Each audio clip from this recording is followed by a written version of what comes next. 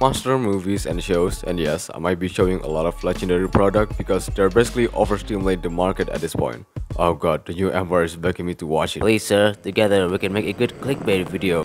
Not for now. Anyway, the genre of rendering building destruction is quite a niche field. It can be bad or good from time to time. But one thing that they managed to kind of get over it recently is how to engage with the audience, and usually it's through an absurd but fun exposition or action sequences. But there's a problem. With the saturated moments of monsters in the story, you can't really do much with the main stars, and that is humans, the people who brings the story to life but never got the payoff they wanted nor deserve. Kaiju No. 8 is an anime that yet is action-packed and filled with pretty much giant monsters and guns. You know, two things that triggers the dopamine of every Gen Z within a distance of an entire planet. Heck, even that's the reason why I watched this shit show.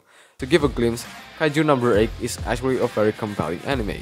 It tells a story of reaching for triumph, but the gigantic load of troubles just keeps dragging you down to the point that you can only do very little.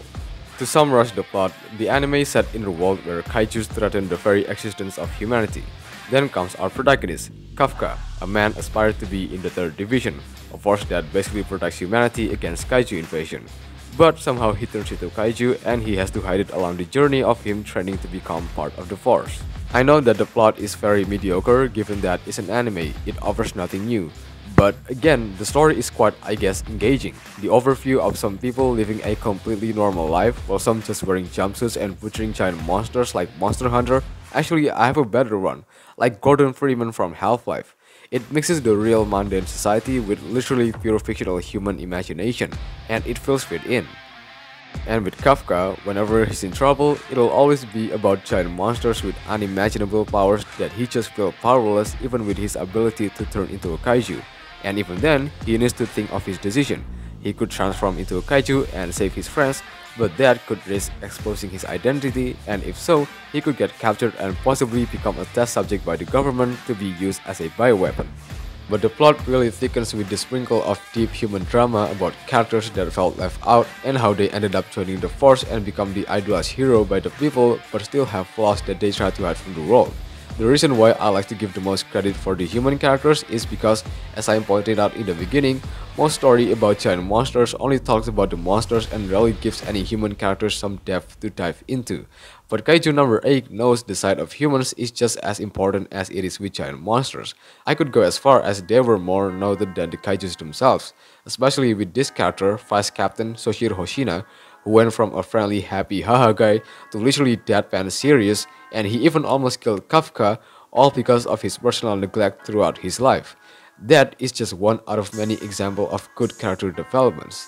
But the best aspect of Kaiju No. 8 is that in every conflict, either the good guys or the bad guys are always prepared. For example, the 3rd Division would have surveillance drones that could survey both the kaiju and the area around it, so when the main soldier arrived, they knew its range, its weakness, what will it do, where will it go, and if one plan failed, they could lure the kaiju into like a decoy city where they have the most advantage. Same thing with the kaiju. There's this intelligence category of kaiju that can either interject the comms or learn the opponent's tactic within seconds, and if they fail to do so, they can just transform into a titan and make the job easier. So they always knew what they were doing so that nothing would ever go wrong. Of course, there's a lot of things that the show just underestimate. As you may know, this is an anime and oh boy, the humor is just... Don't leave me here! My God! Help me! Basically, the first 2 episodes are so fucking insufferable from the poorly timed humor that appeared at a very serious revelation that aren't even funny.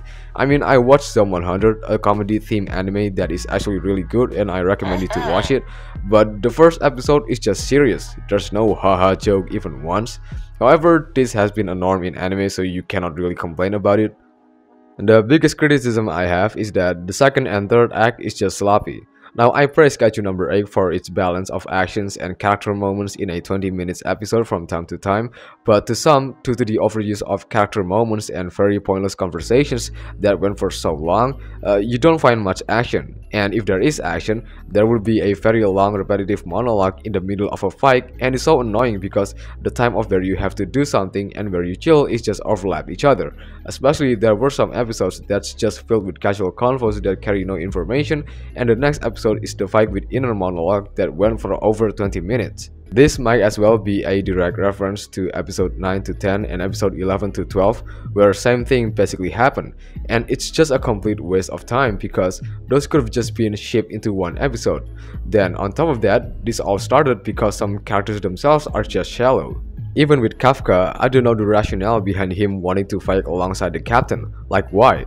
But all of this actually leads up to the consequence of Kafka being captured by the government because he got caught as a kaiju and forced to fight the Grand Admiral and almost got both sides killed, and even after the fight where Kafka No won, he still ended up used by the government as a weapon and also under surveillance. Wow, a cartoon with actual consequences from the plot? Wonder where those things went in Invincible.